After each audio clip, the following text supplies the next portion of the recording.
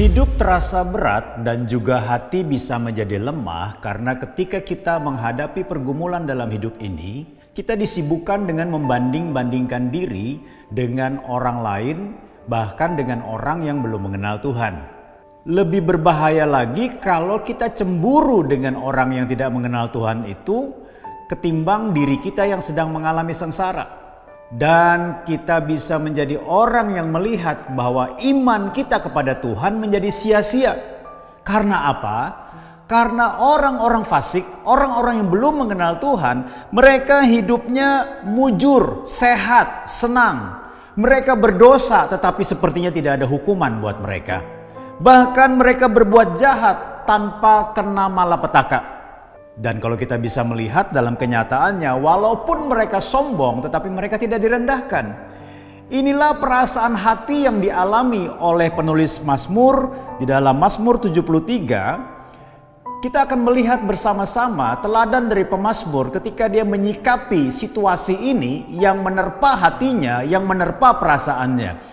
Di dalam ayat yang ke-28 dikatakan, "Tetapi aku suka dekat pada Allah. Aku menaruh tempat perlindunganku pada Tuhan supaya dapat menceritakan segala pekerjaannya." Saudara yang kasih dalam Tuhan, di dalam menghadapi dan menyikapi kehidupan ini tentunya kita tidak bisa melepaskan diri dari firman Tuhan. Karena firman itu adalah kekuatan bagi kita. Nah, bagaimana agar kita tetap kuat hati dan iman kita di dalam menghadapi pergumulan hidup di tengah-tengah orang-orang yang tidak mengenal Tuhan, sepertinya mereka lebih mujur dari kita. Yang pertama adalah sukalah mendekat kepada Allah. Kenapa? Karena ketika kita dekat dengan Allah, maka disitulah ada ketenangan, ada kekuatan baru. Bahkan kita tidak lagi dipusingkan dengan membanding-bandingkan diri dengan orang lain, cemburu dengan apa yang orang lain alami, dan juga menjadi orang yang patah semangat. Kedekatan dengan Tuhan memampukan kita menyerap kekuatan dari Tuhan, mendengar pesan-pesannya, bahkan Dia menuntun kita di dalam kedekatan itu untuk lebih mengenal Dia. Yang kedua adalah menjadikan Tuhan sebagai tempat perlindungan. Pemazmur berkata begini, "Aku menaruh tempat perlindunganku pada Tuhan Allah."